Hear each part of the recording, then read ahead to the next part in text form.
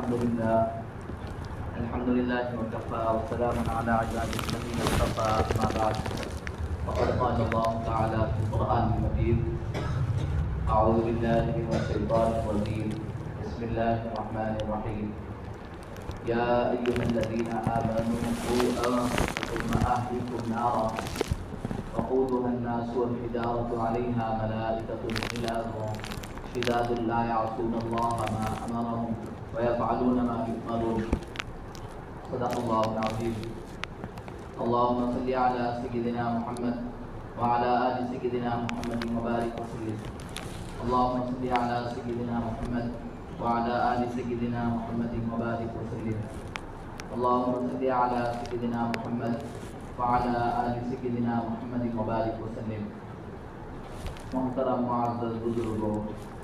عزیز دوستوں اور جوان بھائیوں، آج شمسی اعتبار سے آج کا دن چونکہ 14 نومبر ہے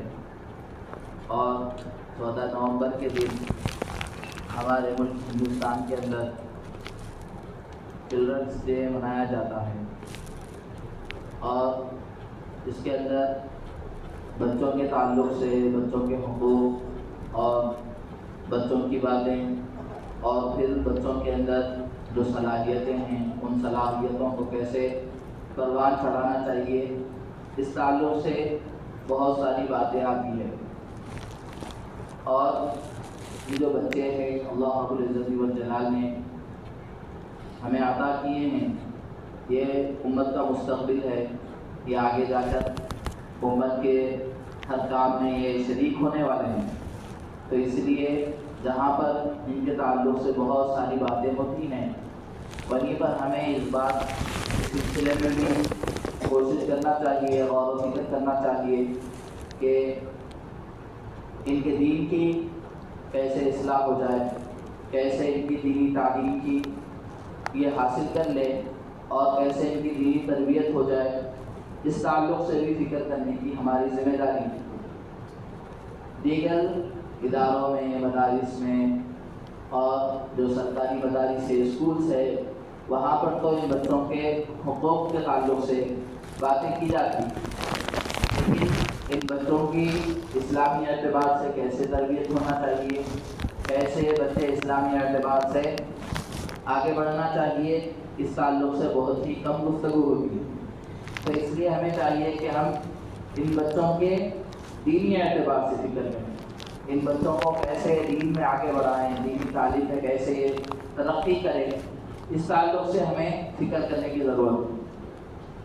جو قرآن مجید کی آیت شریفہ پڑھی گئی ہے، اللہ رب العزت والجلال اس میں فرما رہے ہیں یا ایھا الذین آمنوا قوا انفسکم واہلیکم نارا، اے ایمان والو اپنے آپ کو اور اپنے گھر والوں کو جہنم کی آگ سے بچاؤ۔ یہ اللہ رب العزت والجلال ایمان والوں کو خطاب کر کے بتلا رہے ہیں۔ اللہ رب العزت والجلال نے جو خطاب فرمایا ہے، ایمان والوں سے خطاب فرمایا ہے۔ قرآن مجید میں آپ دیکھ رہے ہیں کہ اللہ رب العزت والجلال کافروں سے اگر کوئی بات کہتے ہیں تو ان کو قل یا ایھا الکافرون، کافرون کے ذریعے سے خطاب کرتے ہیں۔ مشرکین سے خطاب کرتے ہیں تو اللہ رب العزت والجلال مشرکین کا لفظ استعمال کر کے ان کو خطاب کرتے ہیں۔ اور اگر سب کو ملا کر اگر کہیں پر اللہ رب العزت والجلال خطاب کر رہے ہیں تو وہاں پر اللہ فرماتے ہیں یا ایھا الناس، اگر اس میں ایمان والے بھی ہے، غیر ایمان والے بھی ہے، تو سب کو اللہ رب العزت والجلال یا ایھا الناس کہہ کے بلاتے اے لوگوں۔ لیکن اگر اللہ رب العزت والجلال اپنے ماننے والوں کو، اپنی بندگی کرنے والوں کو، اپنے اطاعت شعار بندوں کو اگر خطاب کرنا ہے تو اللہ رب العزت والجلال اے لوگوں کہہ کر نہیں پکارتے، بلکہ اللہ رب العزت والجلال یا ایھا الذین آمنوا کہہ کر پکارتے کہ اے ایمان والوں۔ تو اللہ رب العزت والجلال نے اس آیت کے اندر بھی ایمان والوں کو جو خطاب کیا ہے وہ یا ایھا الذین آمنوا کے لفظ کے ذریعے سے ہی کیا ہے کہ ایمان والوں خود اپنے آپ کو اور اپنے گھر والوں کو جہنم کی آگ سے بچاؤ۔ یہ جہنم کی آگ سے کیسے بچانا ہے؟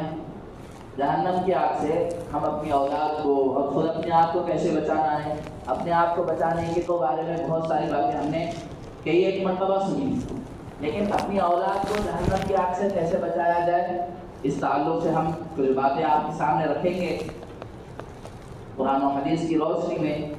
کہ انبیاء اکرام علیہ السلام اپنے اہل و عیال کو جہنم کی آگ سے کیسے بچایا کرتے۔ پہلے ہم انبیاء اکرام علیہ السلام کی زندگی کو دیکھیں گے کہ وہ اپنے بچوں کو، اپنے گھر والوں کو جہنم کی آگ سے کیسے بچایا کرتے۔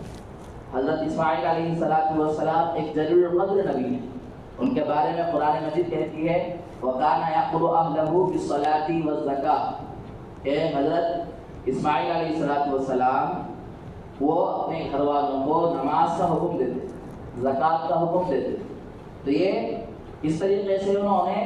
اپنی اہل و عیال کو، اپنے گھر والوں کو جہنم کی آگ سے بچایا، نماز کا حکم دے کر، کہ ان کو نماز ادا کرنے کی اور نماز کو قائم کرنے کا حکم دیا۔ اور پھر ایسے ہی حضرت یعقوب علیہ السلام کے بارے میں مشہور ہے، قرآن مجید کی مشہور آیت ہے کہ جس میں حضرت یعقوب علیہ السلام کے جب موت کا وقت قریب آ گیا تو حضرت یعقوب علیہ السلام نے اپنے تمام بچوں کو اپنے پاس بلوایا، اور اذ حضر یعقوب الموت اذ قال لبنیہ ما تعبدون من بعد، کہ اس وقت حضرت یعقوب علیہ السلام کے پاس جب ان کے تمام بچے آ گئے تو اس وقت یعقوب علیہ السلام نے اپنے بچوں سے ایک سوال کیا۔ وہ سوال اس بات کی علامت ہے، وہ سوال ہمیں یہ تعلیم دیتا کہ ہم اپنے اگر موت کا وقت قریب آ جائے یا ہم اس دنیا سے جانے کا وقت قریب آ جائے تو اس وقت ہمیں اپنے بچوں کے تعلق سے کیا سوچنا چاہیے، ہمیں اپنے بچوں کے تعلق سے کس چیز کے تعلق سے فکر مند رہنا چاہیے۔ یہ انبیاء اکرام علیہ السلام میں سے حضرت یعقوب علیہ السلام کے اس آیت کے ذریعے سے معلوم ہوتا ہے کہ حضرت یعقوب علیہ السلام کے بارے میں قرآن مجید کہتا ہے اذ حضر یعقوب الموت، کہ جب حضرت یعقوب علیہ السلام کے موت کا وقت قریب آ گیا تو انہوں نے اپنے تمام بچوں کو جمع کر کے کیا کرے، حضرت یعقوب علیہ السلام اپنے بچوں سے سوال کرے۔ سوال کیا تھا؟ سوال ان کے فیوچر کے بارے میں، یا ان کے تعلیم کے بارے میں، یا ان کے مستقبل کے بارے میں، یا پھر ان کے کیسے وہ کمائیں گے، کیسے کھائیں گے، اس تعلق سے وہ سوال نہیں تھا۔ حضرت یعقوب علیہ السلام نے اپنے بچوں سے جو سوال کیا وہ کیا تھا، اذ قال لبنیہ ما تعبدون من بعد، یعقوب علیہ السلام نے اپنے بچوں سے کہا ما تعبدون من بعد، کہ تم میرے اس دنیا سے چلے جانے کے بعد کس کی عبادت کرو گے۔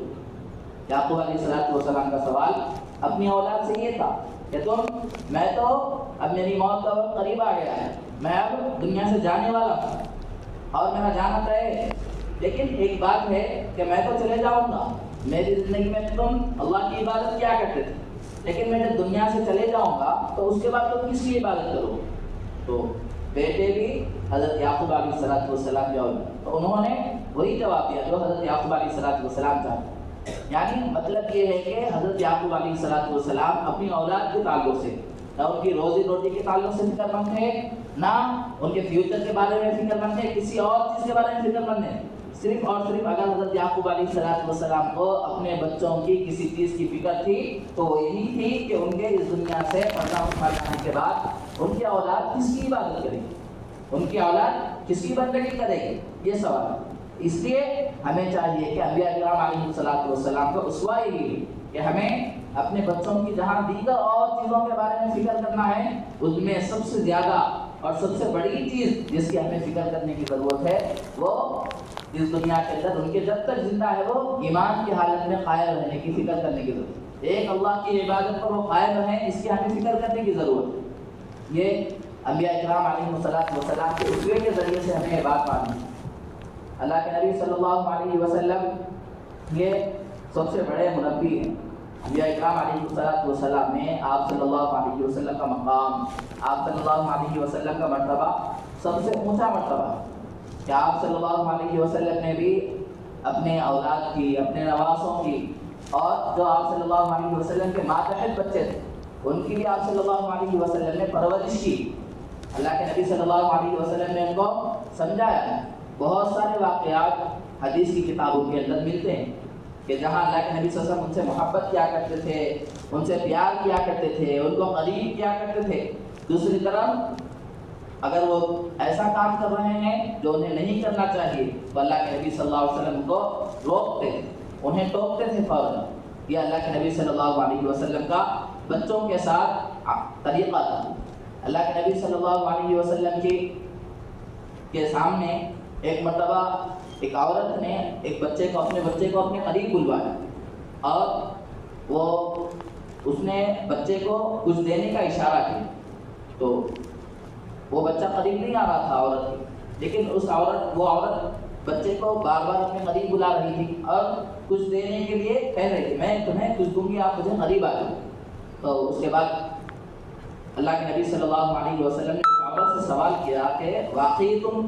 کچھ دینا چاہتے ہو بچے کو یا پھر ایسے ہی اپنے پاس بلا رہے؟ تو عورت کہنے لگی کہ میرے پاس ایک کھجور ہے، میں کھجور دینے کے لیے بچے کو اپنے پاس بلا۔ تو اللہ کے نبی صلی اللہ علیہ وسلم نے فرمایا کہ بچوں کو اچھی تربیت کرنا چاہیے، ایسا نہیں کہ آپ بچے کو اپنے قریب بلا رہے ہیں تو کچھ دینے کے لیے بلا رہے ہیں تو واقعی آپ کے پاس کوئی چیز ہونا چاہیے۔ اگر اللہ کے نبی صلی اللہ علیہ وسلم نے ان کو فرمایا کہ اگر آپ کے پاس کوئی چیز نہیں ہوتی تو بچہ یہ سمجھتا کہ ایسے ہی دوسروں کو بھی ستایا جا سکتا ہے، دوسروں کے سامنے بھی جھوٹ بولا جا سکتا ہے، تو بچے ایسے جھوٹ بولنے کا طریقہ سیکھتے ہیں، دوسروں کو ستانے کا طریقہ سیکھتے ہیں۔ تو اس لیے ہمیں چاہیے کہ اگر ہم بچوں کو اپنے قریب کوئی چیز دینے کے لیے بلائے تو واقعی ہمارے پاس وہ چیز موجود ہو۔ تو اس سے بچے یہ سمجھتے ہیں کہ جب بلانے والا ہمیں ایک آدمی کیا ہے سچ بول رہا ہے تو بچے اسے سچ بولنے کی عادت سیکھتے ہیں، سچ بولنے کا طریقہ سیکھتے ہیں، ورنہ بچے ان کے اندر وہ یہ سمجھتے ہیں کہ ہم بھی اسی طریقے سے دوسروں کے سامنے جھوٹ بول سکتے ہیں۔ ایسے ہی بہت سارے واقعات ہیں۔ اللہ کے نبی صلی اللہ علیہ وسلم کے نواسے حضرت حسن رضی اللہ عنہ، کہ اللہ کے نبی صلی اللہ علیہ وسلم نے ایک مرتبہ دیکھا کہ آپ صلی اللہ علیہ وسلم کے نواسے حضرت حسن رضی اللہ عنہ کھجوروں کا ایک ڈھیر رکھا ہوا تھا گھر میں، اس میں سے کھجور لے کر کھانے لگے۔ اللہ کے نبی صلی اللہ علیہ وسلم نے دیکھا حضرت حسن رضی اللہ عنہ، جیسے ہی دیکھا تو اللہ کے نبی صلی اللہ علیہ وسلم نے فرمایا کہ تھوک دو۔ اس کے بعد حضرت اللہ کے نبی صلی اللہ علیہ وسلم نے فرمایا کہ ہم صدقے کا مال نہیں کھاتے۔ اللہ کے نبی صلی اللہ علیہ وسلم جو کہ کس گھرانے سے تعلق رکھتے تھے، ہاشمی گھرانے سے تعلق رکھتے تھے، اللہ کے نبی صلی اللہ علیہ وسلم نے فرمایا کہ ہم صدقے کا مال نہیں کھاتے۔ یہی ہے حضرت حسن رضی اللہ عنہ کہ اللہ کے نبی صلی اللہ علیہ وسلم سے بے انتہا محبت کرتے کہ اللہ کے نبی صلی اللہ علیہ وسلم جب خطبہ دینے کے لیے صحابہ کو نصیحت کرنے کے لیے جب مسجد نبوی کے ممبر پر بیٹھتے تو حضرت حسن اور حضرت حسین رضی اللہ عنہ آتے تو اللہ کے نبی صلی اللہ علیہ وسلم ان کو اٹھا کر اپنے پاس بٹھا دیتے، اور اللہ کے نبی صلی اللہ علیہ وسلم جب نماز پڑھتے رہتے تو یہ اللہ کے نبی صلی اللہ علیہ وسلم کی پیٹھ کے اوپر سوار ہوتے تو اللہ کے نبی صلی اللہ علیہ وسلم آہستہ سے ان کو ہٹا دیتے۔ لیکن اللہ کے نبی صلی اللہ علیہ وسلم یہاں پر ان کو کوئی ڈانٹ ڈپٹ نہیں کرتے، بلکہ جب اللہ کے نبی صلی اللہ علیہ وسلم نے دیکھا کہ صدقے کے کھجور گھر میں آئے ہوئے ہیں اور حضرت حسن رضی اللہ عنہ اس میں سے لے کر کھا رہے ہیں،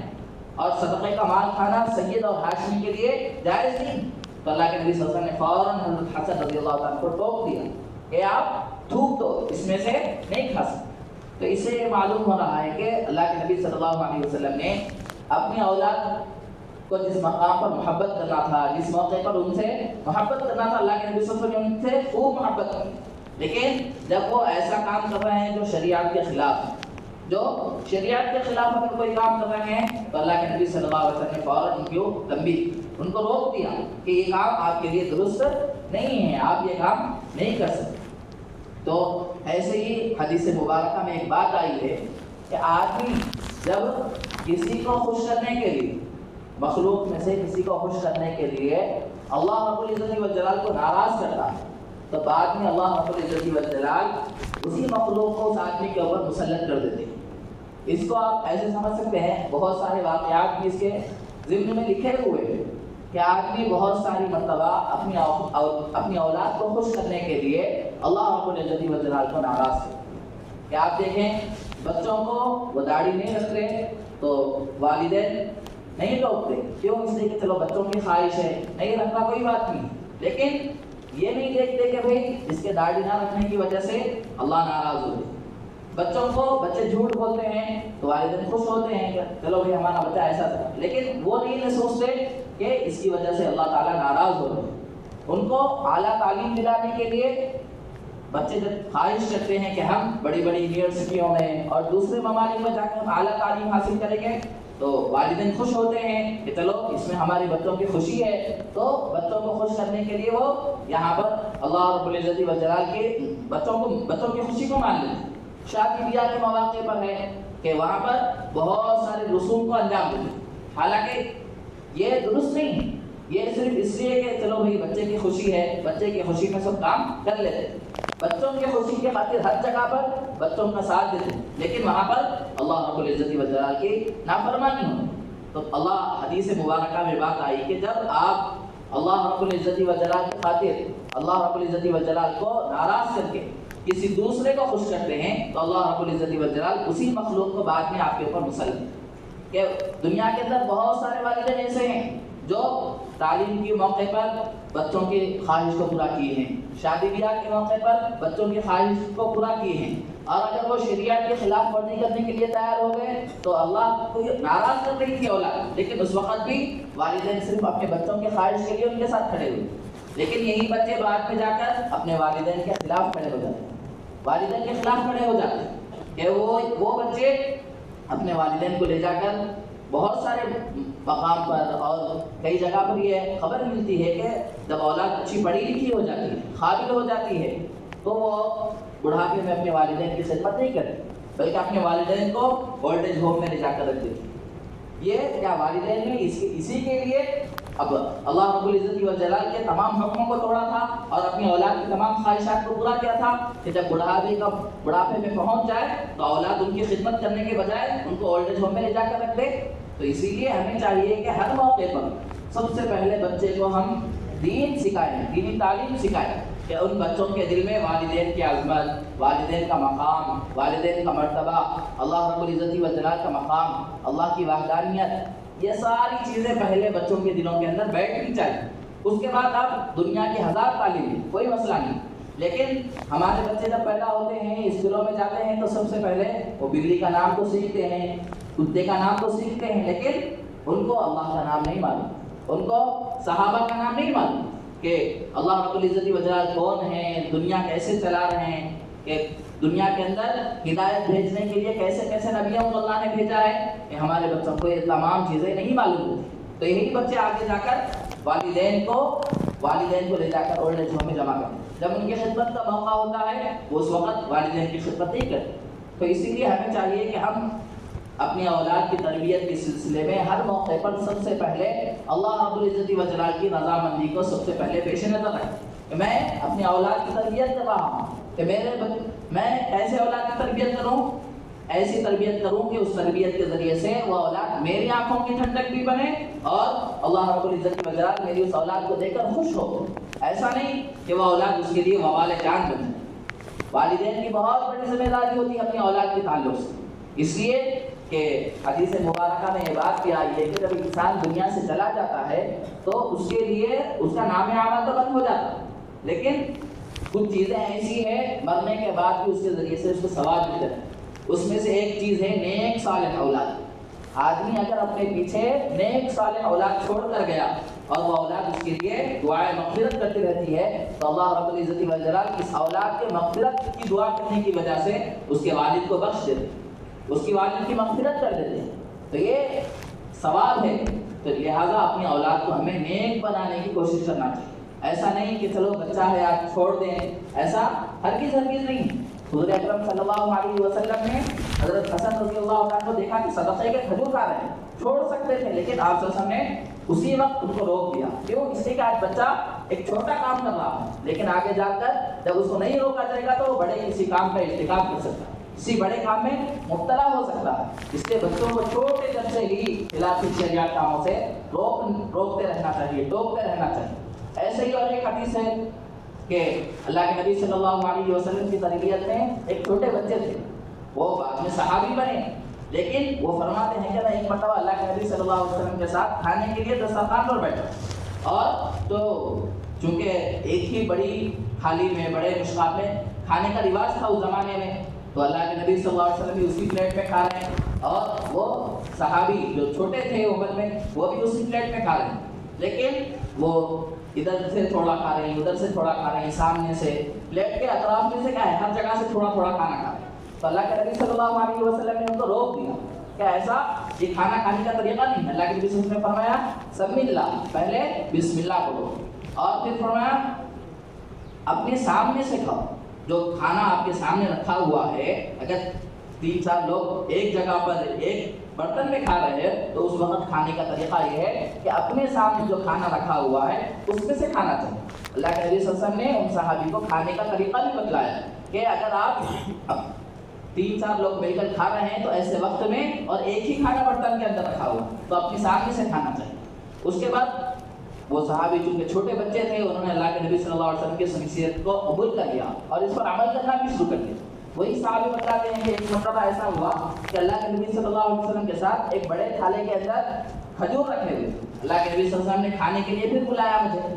تو میں اپنے سامنے سے کھا رہا اور حالانکہ اس تھالے کے اندر مختلف قسم کی کھجوریں رکھی. تو اللہ کے نبی صلی اللہ علیہ وسلم نے فرمایا کہ جب مختلف قسم کے کھانے کسی ایک برتن میں رکھی ہوئی ہو تو جو کھانا دل کو پائے وہ کھا سکتے، لیکن اگر ایک ہی کھانا پورے برتن میں ہے تو اپنے سامنے سے کھانا چاہیے. تو اللہ کے نبی صلی اللہ علیہ وسلم نے ان صحابی کو یہ طریقہ بتلایا. ایسا نہیں کہ ان کو چھوڑ دیا کہ چلو بچہ ہے کھانے دو، ایسا بھی کھا سکتا ہے، ایسا نہیں. اللہ کے نبی صلی اللہ علیہ وسلم نے ان صحابی کی تربیت فرمائی. تو یہ اللہ کے نبی صلی اللہ علیہ وسلم. تو ایسے ہی ہمیں چاہیے کہ ہمارے سامنے اللہ رب العزت والجلال کا حکم ہے سب سے پہلے کہ اللہ فرما رہے ہیں خود کو اور اپنی اولاد کو جہنم کی آگ سے بچاؤ. پھر انبیاء اکرام علیہ السلام کا اسوہ ہے کہ وہ خود اپنی اولاد کو نماز کا حکم دیتے تھے اور اپنی اس دنیا سے پردہ فرما جانے سے پہلے اپنی اولاد کو بلا کر پوچھتے تھے میں تو جا رہا ہوں لیکن میرے بعد تم کس کی عبادت کرو گے. یہ سوال ان کی زبان پر ہوتا. تو ہم بھی اپنی اولاد کی ایسی تربیت کریں کہ جب ہم دنیا سے جائیں تو ان کے کسی اور چیز کے بارے میں فکر مند نہ ہو، بلکہ ان کے ایمان کے تعلق سے ہمیں فکر رہنی چاہیے.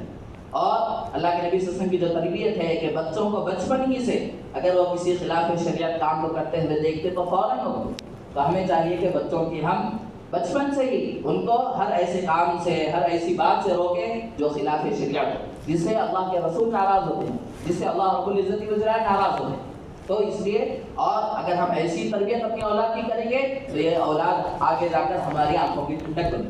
ہمارا سہارا بنے گی. نہیں تو اولاد کو اگر ہم نے چھوڑ دیا تو اولاد ہماری نافرمان بنے، بعد میں پچھتانے سے کچھ نہیں ہوگا. اس لیے جب اولاد اپنے ہاتھ میں ہے تربیت کرتے رہنا چاہیے. اور بہت سارے لوگ یہ بھی شکوا کرتے ہیں کہ بھائی کب تک تربیت کریں گے اولاد کی. تو حضرت نوح علیہ السلام یہ اللہ رب العزت والجلال کے جلیل القدر نبی ہیں. انہوں نے اپنی امت کو 950 سال تک اللہ کی طرف بلایا، 1-2 سال نہیں، 1-2 نشستوں میں یا 1 بار 2 بار بیان کر دیا، ایسا نہیں، بلکہ مسلسل 950 سال تک اپنی امت کے درمیان حضرت نوح علیہ السلام رہے. لیکن ان کا بیٹا جو تھا وہ خود ان کے اوپر ایمان نہیں لایا. کب تک سمجھاتے رہے؟